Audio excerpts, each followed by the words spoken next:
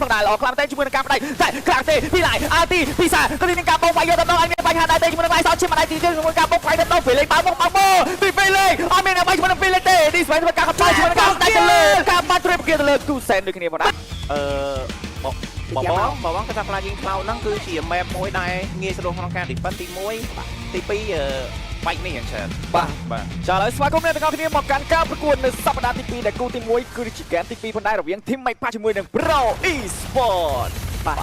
Midland មានការបាក់គ្នាប្រទេសក៏ដូចជា Cypher លោឈាមជាប់មួយស្តាន់ក៏ដូចជាអាចនឹងធ្វើការដាច់ដែរទេបាក់ចុងក្រោយអត់ទាន់ដាច់ដូចគ្នាប៉ុន្តែមើលជាមួយនឹងសាបាត់ដៃពីរដៃពី Bino អាចវាយបានអត់សាក់ស៊ូនៅក្បែរហ្នឹងមានការហោះជាមួយនឹងចាមួយប៉ុណ្ណាបាទនិយាយទៅខ្ញុំនៅតែនិយាយត្រែថា Cypher ក៏ត្រូវប៉ិត option ហ្នឹងដើម្បីមានដៃ immune វាយចោលនៅពេលដែលកលៀលុតមកតែមិនយ៉ាងទេគាត់អត់មានដៃ immune វាយចោលទេគឺអាចនឹងអត់មានអីទប់ពីកលៀបោកគាត់បាទYes spell emblem អាយ៉ានេះពាក់កណ្ដាលតែកណ្ដាលឡើងឈាមធំលោតជាមួយនឹងឈាមក៏ដូចជាកន្លែងនេះជាមួយនឹង D-Spell ឡើងឈាមទាំងកាត់ធន់យកតែម្ដងទៅឲ្យទាំងអត់តែមិនក្នុងការវាយគាត់ទេបាទគាត់តែគួរឯងតមានដៃគូអត់មានដៃគូមើលជាមួយបាទមកតែម្នាក់ឯងប្រពន្ធខ្លួនឯងនេះគេដល់បែបខុស sponsor មាន sponsor ខាងក្រុមហ៊ុនតាគូទេពេលបាន ticket មកមើលតែម្នាក់ឯងមើលមិនអស់ចាំមើលមួយទូចបាទចាឥឡូវពេលមានជាមួយនឹងថតទី1គឺមានការបើកពួកវាយយកតែម្ដងជាមួយនឹងការហក់ជាប់ពី King Airy ធ្វើការជជែកទៅលើទីស្វែងធ្វើការបាត់ជាមួយនឹង First Ball ទៅលើ King Airy មានការ trip យូរសិនបាល់អត់តែពីពលមានរបស់ Asu បាទមានការចាប់បោល Water មានរបស់ទីស្វែងធ្វើការចាប់បោលយកតែម្ដងវាយដៃតែជាមួយនឹងសាក់ស៊ូធ្វើការបាត់ជាមួយនឹង Water មាន Asu សាក់ស៊ូទៅដូចគ្នាតែហើយជាមួយនឹង King Airy អត់មាន flicker ទេចាប់តាវាយ Water មានរបស់ទីស្វែងធ្វើការវាយយកតែម្ដងជាមួយនឹង Water មានរបស់ Cypher មកឡាយក្រាស់ទេបុកមកទីទៅលើ Water មានរបស់សាចាយ flicker មួយអាចមានការបញ្ហាដែរទេជាមួយនឹងការដកថយសម្ដេចចុងក្រោយពីគូសែនមកទីធ្វើការដែរជាមួយនឹង Water មានរបស់ ឡាយដូចគ្នា No អាយ៉ាមិញចំណេញលើគោកបាទឥឡូវខាតអស់គោម្នឹមបាទតើហើយ D7 បើកម៉ែប៉ុន្តែឃើញសាក់ស៊ូធម្មតាអត់បញ្ហាសម្រាប់គាត់នេះបាទលងខ្លួនអាក្បាលដំបងក៏ឃើញប្រម៉ូសិនល្អដាក់ម៉ាំងឥឡូវចូលដើមអស់ skill លេងមកតែព្យាយាមនៅវាយទៀតបាទឡាយនោះរបស់ដៃដែរចង់វាយដែរបុបទៅប្រហើយបាទអ៊ីសូនៅក្បែរនេះបោះ Shadow ដែរទេអត់បោះទេដក Poison D7 ចង់ព្យាយាមចាប់ទៅលើសមាជិករបស់ Team Make បានតែ Cypher ក៏ដូចជា Bimo ក៏គេធ្វើការដឹងដែរបាទតែហ្គេមនេះជួយ define 2បាទចេញពី Bimo ក៏ដូចជាឡាយបាទអញ្ចឹងអ្នកដែល target នៅក្នុងការចាប់មានតែចាប់ទៅលើ Cypher ក៏ដូចជា King Airy ចាប់ Bimo មុនគេយកតែម្ដង Optify ដែរជាមួយនឹងការផ្ដាច់រង្វាន់របស់មើលបោះនេះស្វែងទៅលើ Bimo ផ្ដាច់យកជាមួយនឹងសាក់ស៊ូក៏ចាប់ទៅលើសាវិញដូចគ្នានេះចាមិនដូចជាមួយនឹង Make បាយមិនកើតគេចាប់តែបាត់លើបាទអញ្ចឹងថតនេះគឺជាថតទី2 Purify របស់ឡាយក៏ដូចជា Bimo ក៏ធ្វើការ cool down ពេញផងដែរបាទទៅបើមកពី Felix ធ្វើការជាមួយនឹងការប្រើ passive របស់គាត់ទៅលើ Cypher នេះគ្នាប៉ុន្តែយកមកជាមួយនឹង D7 កាប់បោ Flick មកចាប់បោបានឬក៏បានចាប់បោខំអត់ឲ្យជាមួយនឹងការចាប់បោ Fight Retrieve សាពីសាស៊ូបាល់អត់គាត់តែជាមួយនឹងការបុកយកទៅថតប៉ុន្តែយកមកជាមួយនឹង D7 អត់មាន Flicker ក៏មិនអាចទៅណារួចនេះគ្នាសាធ្វើការប្រឡែងជាមួយនឹងចាមួយប៉ុន្តែជាមួយនឹងការដកថយយកទៅថតទី2នៅតែបានទៅលើ Team Make ច្បាស់កណ្ដាលណាវាយ Team Fight 5ស្មើឥឡូវយកមើលពី total ទេណាវាយអត់ឈ្នះ Team Make ទេណាបាទវាយអត់ឈ្នះ Team Make ទេបាទតែផុតថតគេវាយនៅថតទី1បាទផុតថតគឺវាយក្នុងថតវាយឈ្នះគេទេបាទឥឡូវMakeចាប់ផ្ដើមលេងសកុំមកវិញយើងវាយឈ្នះគេតែនៅដីថតចូលដីគេបាក់ថ្មីទៅឡើយបើថាហ្គេមនេះបើយើងមើលទៅសម្រាប់ខាង Pro បើយើងមើលទៅគឺប៉ឹងទៅលើ Ultimate របស់ D7 ហ្នឹងណាតោះ D7 ចាប់ទៅលើសមាជិករបស់ខាង Team Make មួយណាមកបានទៅងាយស្រួលក្នុងការលេងតែបើសិនថាគាត់ចង់ចាប់ទៅលើ Bimo មិនចេះ Purify Ultimate របស់ D7 បាទឆាចោលយកហ្មងបាទ Live Purify សាក់ស៊ូលឿនបាទសាក់ស៊ូនេះគេដឹងតែវាយបដូរហើយបាទគេ immune គេ auto immune ចោលរបស់ចោលទៀតបាទចាចាំមកការឆ្នៃហ្គេមនៅក្នុងហ្គេមមួយនេះនឹងទៅជាងណាជាមួយនឹង D7 ធម្មតានេះ Romer គេតែ read បាត់ហ្គេមចឹងបើសិនជា enemy មាន spell គេខំឲ្យ spell ចាពេលគាត់ down spell គេទៅ force ឲ្យមាន kill ទៅលើ hero ហ្នឹងទាន់ spell ពុំគឺdown ហ្គេមមួយនេះហ្គេមទី2នេះសម្រាប់ D7 ត្រូវការដាក់សម្ពាធទៅលើ D7 បន្តិចបាទព្រោះដោយសារ D7 គឺសំខាន់ណាស់ការចាប់ផត D7 នេះគឺការចាប់មួយគឺសំខាន់ហ្មងបើសិនថាចាប់ខុសដូចមិញគឺចាញ់ Team Fight ទៀតបាទគាត់ព្យាយាមចាក់ទៅលើសាក់ស៊ូសាក់ស៊ូធ្វើការស៊ីងមួយស៊ីងពីរចាក់ទីរទីវាសិនទៅលើសាប៉ុន្តែសាមិនទាន់ធ្លាក់ជាមួយនឹងចាទេជាមួយនឹងការដកថយមកវិញ Sky Pizza បាទជាមួយពី King Airy ជាទៅលើ Felix យកតែម្ដងជួយនៅ Felix ហើយយ៉ា farm ក៏បាទជាមួយនឹង Expanded របស់ King Airy មិនឲ្យ face game អត់ clear minion គេយកប្រមាណមួយនេះ face game តិចៗនេះដែល Philippines តោគេឲ្យនឹងចូលជាប់មកវាយគ្នាត្រូវតែអស់ minion បុកផ្ទះបាទតើហើយអ៊ីស៊ូធ្វើការបោះជាមួយនឹង Shadow សេងមួយសេងពីរពីវត្តមានរបស់សាក់ស៊ូចាប់មកខាងក្រៅវិញហើយជាមួយនឹងអ៊ីស៊ូអាចមានបញ្ហាដែរទេកាប់ Combo Flick បានមកជាមួយនឹងវត្តមានរបស់ King Airy ចាជាមួយនឹងការកៅរំឃ្លាអាចនឹងរកថយបានទេជាមួយនឹងអ៊ីស៊ូក៏មានការបាត់បង់គ្នាមក rotation មួយទល់នឹងមួយយកទៅដល់ជាមួយនឹងការចាប់បោទៅលើ Felix តែ Felix តាមខ្លាំងតែជាមួយនឹងសាក់ស៊ូក៏មានការផ្ដាច់ពីនេះ7ផងដែរល្អខ្លាំងតែជាមួយនឹងការផ្ដាច់តែខ្លាំងទេពីឡាយអាទីពីសាក៏មានការបងវាយយកទៅដល់អាចមានបញ្ហាដែរទេជាមួយនឹងវាយសោតឈិមម្ដាយទីជាមួយការបងវាយទៅដល់ Felix បើមក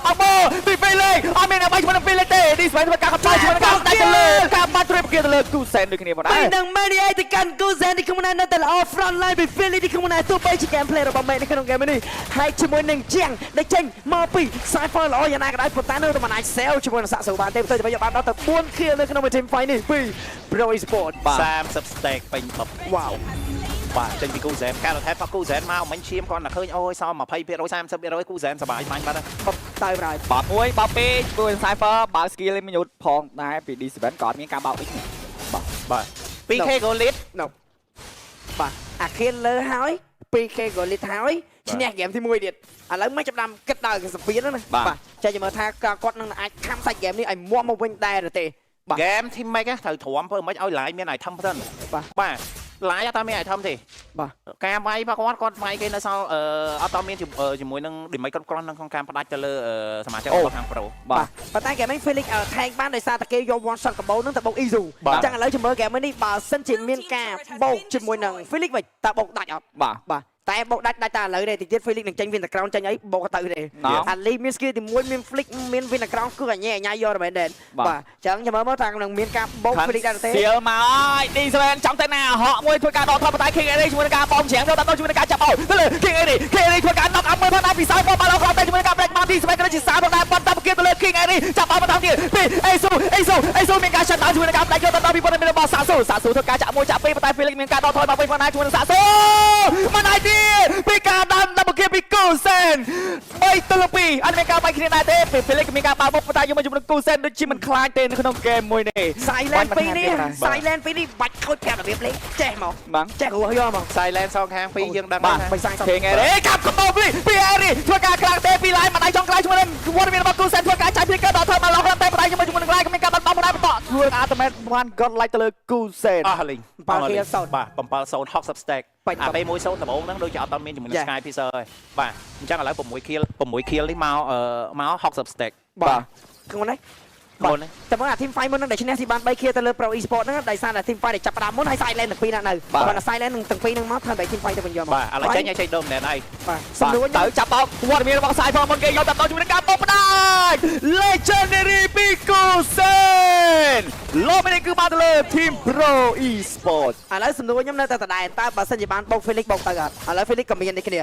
សំខាន់អាកំពុងបោក Felix ទៅហើយត្រូវនិយាយគ្នាទេដោយសារសាច់ game ទៅដល់ late game បើ goal lane គេមានឡាពូអាចវាយទៅលើ Felix ទេឡាពូត្រូវយក one shot ហ្នឹងទៅដាក់ទៅលើគូសែនដាក់ដាច់ល្អតែដាក់មិនដាច់ក៏បានពជាពេល team fight ក៏បានគូសែនឌូ damage ចូល team fight តែឥឡូវតែមើលទឹកមកឲ្យ team គូសែនប្រកាសជា win the net ចូល win the net អីពេញហ្នឹងបានហើយ 8-0 បាទនិយាយទៅយក level ប្រវាយគេក៏បានដែរមើលឡាពូ level 11គូសែន level 13បាទgame នេះ200 2-0ក៏ខ្ពស់ដូចគ្នាតែជាមួយនឹងការ comeback impossible comeback ពី teammate នឹងកើតមកវិញតាមរបៀបណាយើងជាមួយបងប្អូនគ្នាបាទចឹងភ្លាមជាមួយនឹង lot ដានទៅផ្លូវ top lane ប៉ុន្តែបើគឺ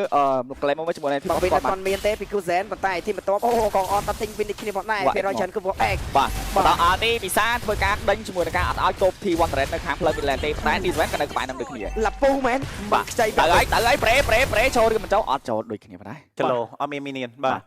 មិនអីឡតនេះឡតទី1ដែលសារសល់មានជាមួយនឹង Seal Turret បាទអញ្ចឹងអត់បញ្ហាទេអាចធ្វើការ defend ប៉ុន្តែ Go ចាប់ផ្ដើម lead បច្ចុប្បន្នកា 5.5 ហើយបាទចាំមើលអាចនឹងធ្វើការឡើងដល់ទៅ 7k 8k អីអត់បាទធ្វើការចូលបាំងមកពី Felix ប៉ុន្តែយើងមើលជាមួយនឹង D7 អត់ទាន់មានការ make play ទេ T2 Turret នៅខាងផ្លូវ mid lane អាចយកបានដែរទេមានការចាក់ចោះចាក់ឡើងពីសាក់ស៊ូ clear បានជាមួយនឹង lob មួយនេះ free យកតែម្ដង King Eddie អត់ទីមកដៃជាមួយនឹងការ combo flip ពី D7 បានល្អតែប៉ុន្តែយើងមើលជាមួយនឹងការផ្ដាច់ Robos គូសែនធ្វើការផ្ដាច់ជាមួយនឹង King Eddie បានល្អមកដូចមានការបាយជាមួយនឹង Emoto ផងដែរមានការ game មុខពី Felix ធ្វើការមិនឲ្យទៅលើបាយទៅលើ D7 ជាមួយនឹងការដកថយយកបានមួយ Hero Blow ជាមួយនឹង Emoto អត់មាន damage ក្នុងការវាយផ្ដាច់ទៅលើ Felix ទេបាញ់មិញបាទយើងមើលហើយព្រោះដោយសារ game នេះត្រូវចាំ live មានហ្មងបាទប៉ុន្តែឥឡូវ live 0.3 បាទអត់តមានជាមួយនឹង damage ក្នុងការវាយជាមួយនឹង Felix ទេមិញ Felix មិញឈរសល់ឈាម 20% មាន hero ណាដែលផ្ដាច់ផងដែរបាទអស់ skill លេងហីលេងមកតង់បាទចឹង game នេះដូចជាមានការទៅហើយយកបាន orange របស់ពីគូសែនបន្ថែមទៀតគូសែននៅក្នុង game នេះបាទ80 stake តោះឥឡូវឱកាសមួយចង់ក្រោយបងគាត់ត្រូវតែបង្កើត team fight មួយទាន់សមាជិក Pro Esports ដល់ទី3នាក់ហើយបើ team fight ហ្នឹងវាឈ្នះទៀតគាត់អត់មានសិទ្ធិនៅក្នុងការវាយ lot ស្មើនៅពេលដែលគេមាន flick ទាំង3នាក់ហើយបើគេបាន lot ហើយគេបុកផ្ទះខ្ញុំទទួលស្គាល់ថាគាត់មាន%ទុកផ្ទះបន្តិចទៅលើក្រកតែបើឲ្យថាទុកផ្ទះឲ្យខ្លាំងហ្មងដូចយើងមាន lot មាន ali មានអីហ្មងអត់មានទេហើយគាត់មាន vibe អីនេះគ្នាត្រាំនេះខ្ញុំមានអារម្មណ៍ថានេះគឺជា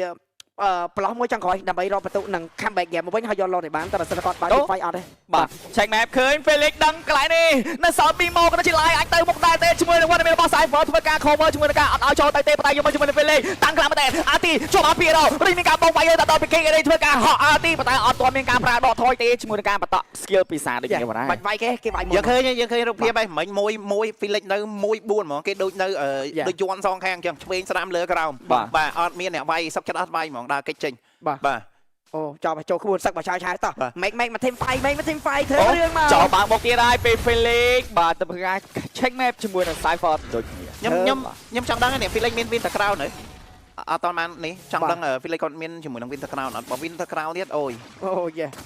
បាទ 6k អាចនឹងគួរសាំហើយដកមិននឹងអាយក្បាលគោហើយនឹង Winter Crown បបលោតមកហើយ បាទចូលទៅដល់បោកមុនគេយកទៅដល់ PD Sven ធ្វើការចាប់ជាមួយនឹង One របស់ Cypher Legendary បានទៅលើគូសែបដៃជាមួយនឹង One របស់សាស៊ូចាប់មួយចាប់ពីរជាមួយនឹងការចាក់អាទីដល់ថយមកដល់សាមានអាទីដែរទេជាមួយនឹងការចូលទៅហក់ចាប់បដៃជាមួយនឹង Felix ធ្វើការដាក់បាត់ពេលចូលដល់ជាមួយនឹងការចាប់បោកបដៃពីមកគីមានការបាត់បោកនេះគ្នាជាមួយនឹង Live ធ្វើការក្រាក់ទេជាមួយនឹងការដកថយសល់តែមួយដល់យកមកជាមួយនឹងការសល់សាក់សើក៏ដូចជា Live ផងដែរទៅផ្ទះជាប់រឿងមិនជាប់យកទៅបាន